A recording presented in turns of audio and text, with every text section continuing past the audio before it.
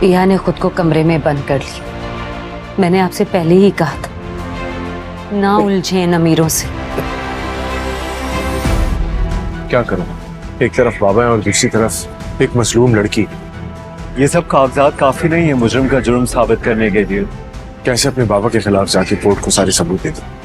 पिया पिया पिया उसका नाम सुनता हूं तो दिमाग खराब हो जाता है मेरा। जी करता है कि जान से मार दूं उसे मैं। अच्छी तरह याद कर ले कि कोई है जो हमारी मदद कर सकता है। शहरयार ने जो डिटेल्स भेजी हैं उससे कुछ नहीं होगा। उसके बाद मैं इस कबाड़िए के ऊपर 50 करोड़ का केस फाइल करूंगा। 50 करोड़?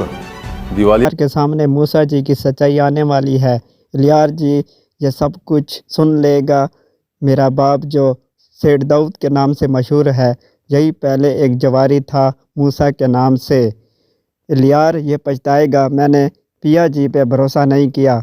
पिया जी मुझे सच कहती थी मेरे पापा के ख़िलाफ़ आवाज़ उठानी चाहिए, ये एक जुर्मदार हैं। सेठ दाऊद ये सुनकर परेशान रह जाएगा क्योंकि पिया जी ने सब सच्चाई बता दी अदालत में जो मैंने जुर्म किया है। अब इलियास जी के पास सिर्फ पछतावा ही रह जाएगा क्योंकि उसने पिया जी की बातों पर भरोसा नहीं किया। दूसरी तरफ सांवल पिया जी का और असलम जी का भरपूर साथ देगा हर मुश्किल में। अदालत में दोनों वकील आपस में बहस करेंगे। अदालत का फैसला सुनने के लिए पिया जी और सांवल जी इंतज़ार करेंगे जज क्या फ़ैसला करेगा।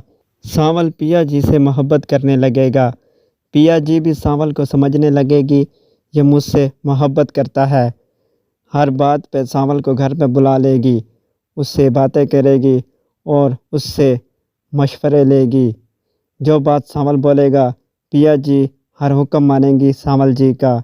अब सांवल भी ये समझने लगेगा पिया जी को भी मुझसे मोहब्बत होने लगी है क्योंकि मैं पिया जी का भरपूर साथ दूं, हर मुश्किल हर घड़ी पिया जी के साथ खड़ा रहूं, दुश्मनों का सामना करूं। पिया जी की हर हाल में जीत होनी चाहिए। और दूसरी तरफ इलियास अपने पापा मामा से गुस्सा होकर घर छोड़कर चला जाएगा। मुझे तो ऐसा लगता है। आगे देखते हैं कहानी में क्या ट्विस्ट आते हैं।